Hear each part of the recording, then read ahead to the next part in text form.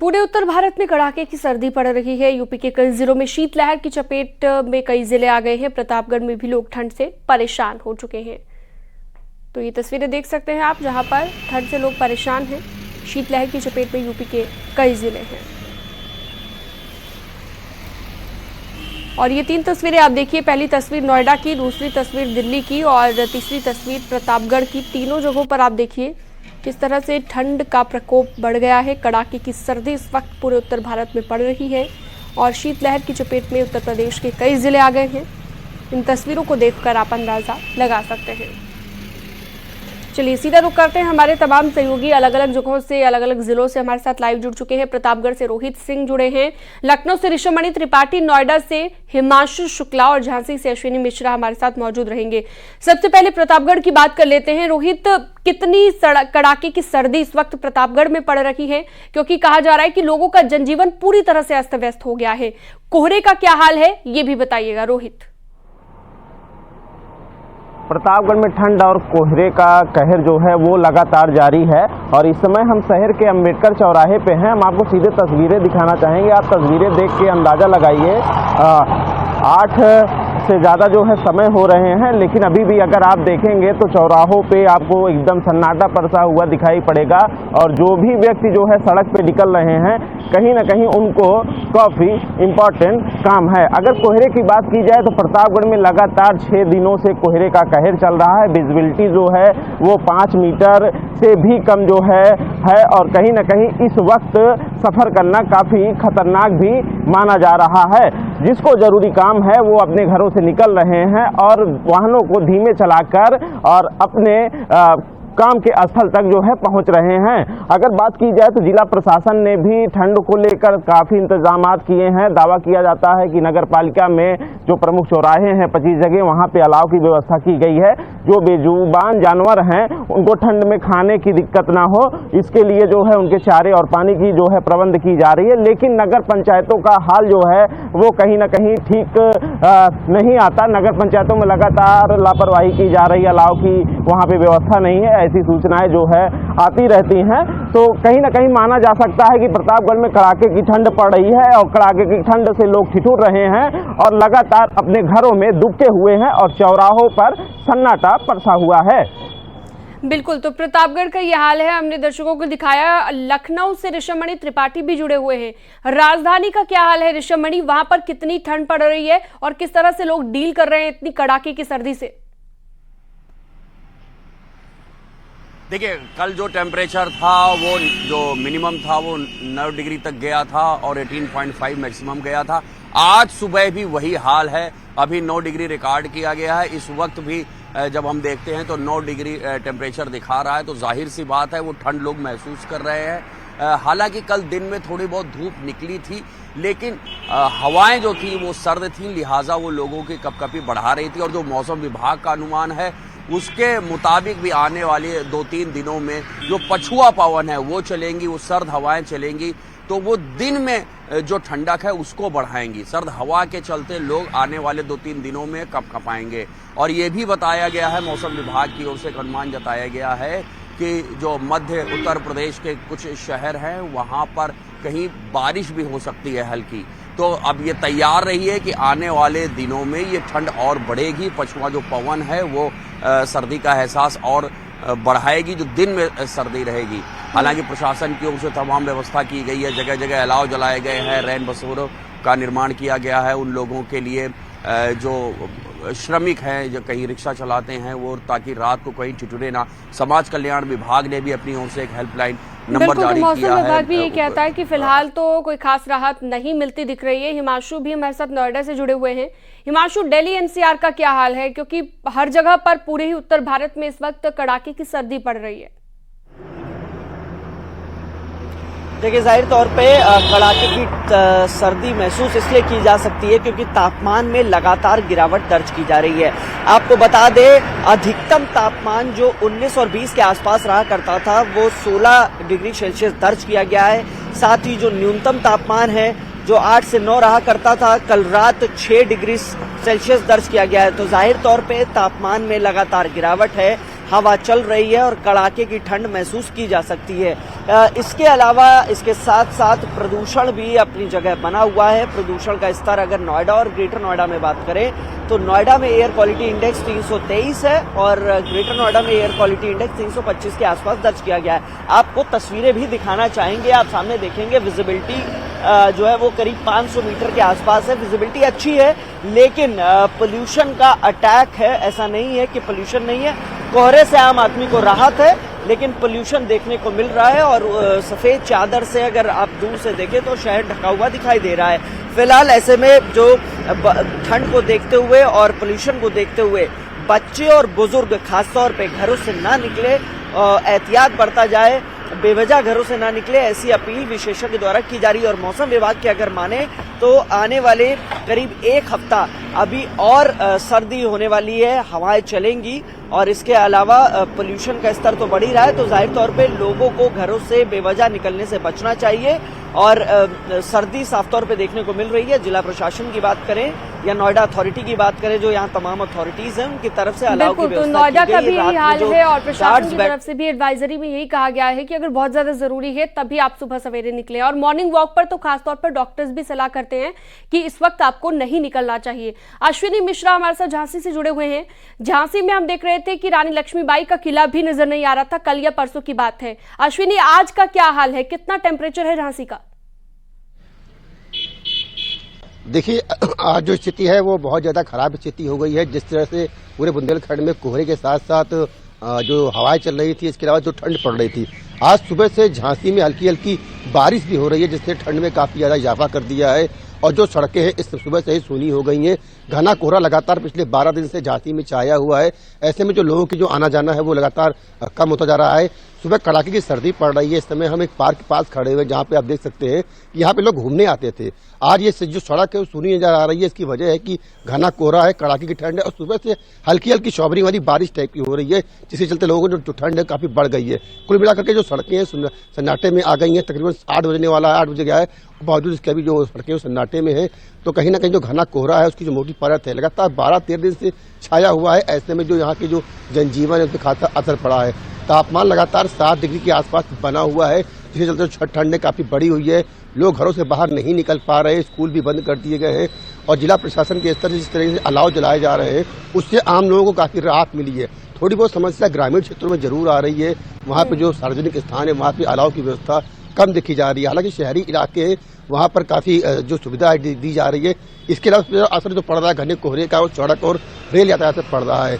सबसे दूरी की जो लाइन में गाड़ियां हैं वो काफी लेट चल रही हैं, जिसकी वजह यात्रियों को भी समस्या आ रही है। जी, बहुत शुक्रिया तमाम जानकारी के लिए आपका अश्विनी। और हिमांशु शुक्ला भी हमारे साथ जुड़े हुए थे, ऋषिमणि त्रिपाठी और रोहित सिंह, बहुत शुक्रिया तमाम जानकारी के लिए आप सभी का।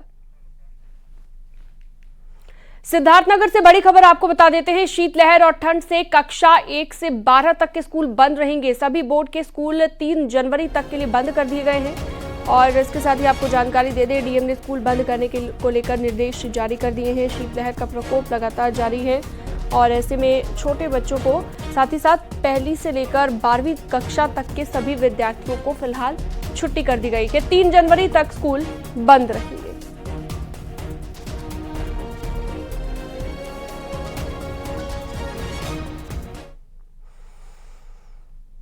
जालौन में घर में रखे हुए गैस सिलेंडर से रिसाव हुआ और आग लग गई। आग लगने के बाद तेज धमाका हुआ, गैस सिलेंडर फट गया और इस घटना से घर में रखा हुआ सारा सामान जलकर राख हो गया है। गैस सिलेंडर फटने का लाइव वीडियो भी सामने आ गया है। उरई कोतवाली क्षेत्र के पाठकपुरा इलाके की ये घटना है।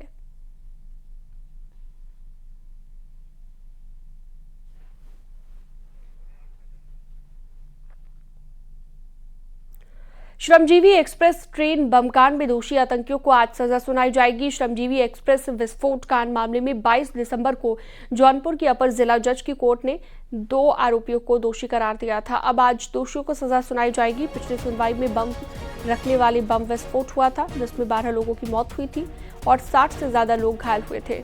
ट्रेन पटना से नई दिल्ली जा रही थी।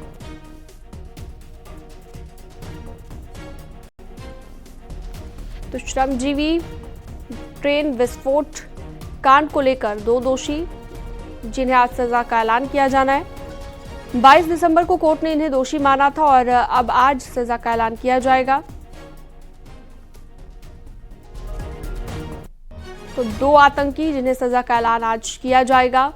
दोषी करार पहले ही दिया जा चुका है 22 दिसंबर को और अब आज सजा सुनाई जाएगी।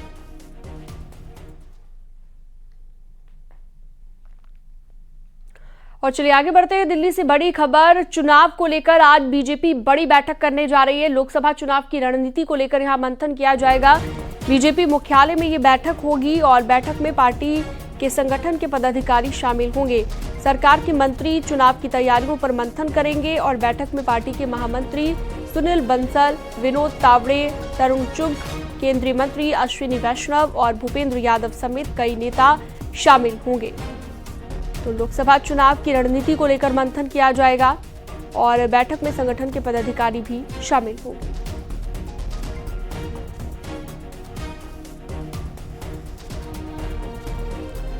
तो लगातार बड़ी खबर आपको बता रहे हैं। लोकसभा चुनाव की रणनीति पर आज भारतीय जनता पार्टी एक बड़ी बैठक करने जा रही है और लगातार इस तरह की बैठकों का दौर जारी है। इसी कड़ी में आज एक और महत्वपूर्ण बैठक दिल्ली में होगी। चुनाव को लेकर बीजेपी की ये बड़ी बैठक, सरकार के मंत्री चुनाव को लेकर मंथन करेंगे। बीजेपी मुख्यालय में, दिल्ली बीजेपी मुख्यालय में ये मीटिंग आज रहने वाली है और सरकार के मंत्री चुनाव को लेकर मंथन करेंगे।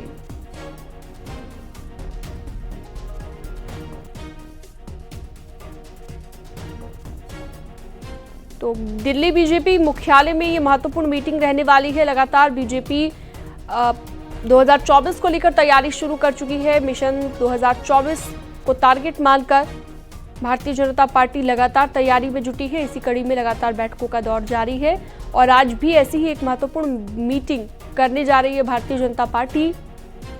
बैठक में संगठन के पदाधिकारी भी मौजूद रहेंगे। सीएम योगी आज विकसित भारत संकल्प यात्रा कार्यक्रम में लाभार्थियों से संवाद करेंगे। मेरठ, बस्ती, चंदौली, महोबा और बाराबंकी के लाभार्थियों से वीडियो कॉन्फ्रेंसिंग के जरिए संवाद किया जाएगा। दोपहर 3:30 पर लखनऊ से सीएम योगी भी जुड़ेंगे। तो आज विकसित भारत संकल्प यात्रा कार्यक्रम में लाभार्थियों के साथ सीएम योगी संवाद करेंगे। झांसी के खरल गांव के पास पाइप से भरी हुई ट्रैक्टर ट्रॉली नहर के पुल से नीचे गिर गई, जिसमें ट्रैक्टर चालक के दबे होने की आशंका के चलते मौके पर पहुंची पुलिस ने जेसीबी मशीन से ट्रैक्टर ट्रॉली को बाहर निकाला। पुलिस ने ट्रॉली के नीचे दबे ड्राइवर को सकुशल बाहर निकाल लिया। नमामि गंगे योजना की पाइप से भरी ट्रैक्टर ट्रॉली सेसा से खरल की ओर जा रही थी। ज्यादा लंबी मोड़ होने के चलते ट्रैक्टर असंतुलित होकर आधी अधूरी रेलिंग को तोड़ता हुआ सीधा नहर में जा गिरा था।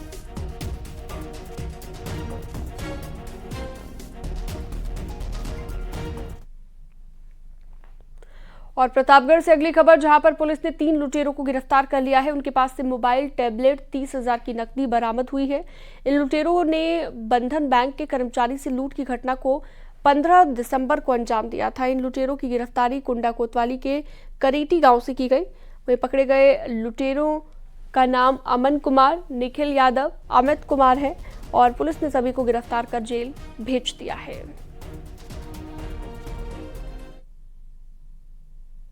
दिनांक 15/12/23 को बंधन बैंक के कर्मचारी आदित्य कुमार से जमेठी ग्राम के पास से 3 अज्ञात बदमाशों द्वारा 65,000 रुपये, एक टैबलेट व मोबाइल लूट लिया गया था, जिसका थाना कुंडा पर अभियोग पंजीकृत किया गया था। अमित कुमार व अमन यादव को गिरफ्तार किया गया, जिनके पास से लूटे गए रुपयों में से 30,500 रुपये, टैबलेट व मोबाइल बरामद किया गया।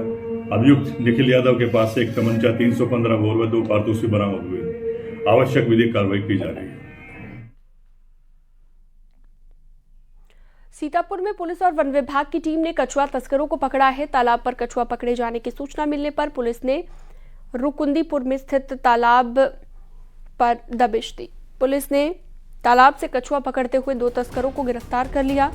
पुलिस ने तस्करों के पास मौजूद झोले से 4 कछुए बरामद किए। तस्करों के खिलाफ वन्यजीव संरक्षण अधिनियम के तहत मुकदमा दर्ज कर लिया गया। वहीं बरामद कछुआ वन विभाग को सुपुर्द कर दिया गया।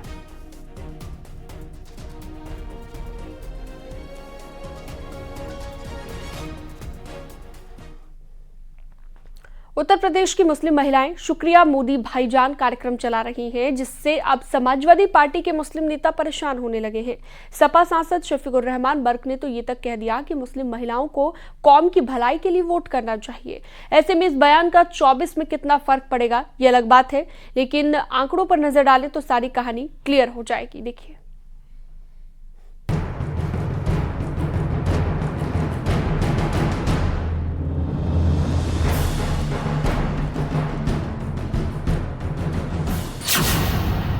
चौबीस के चुनाव में मुसलमानों का वोट मोदी को मिलेगा ये तय है। इस बात की गारंटी भी है कि मुसलमान अब मोदी सरकार पर ही भरोसा कर चुके हैं और उन योजनाओं का भी लाभ ले रहे हैं जो पहले की सरकार में नहीं मिला।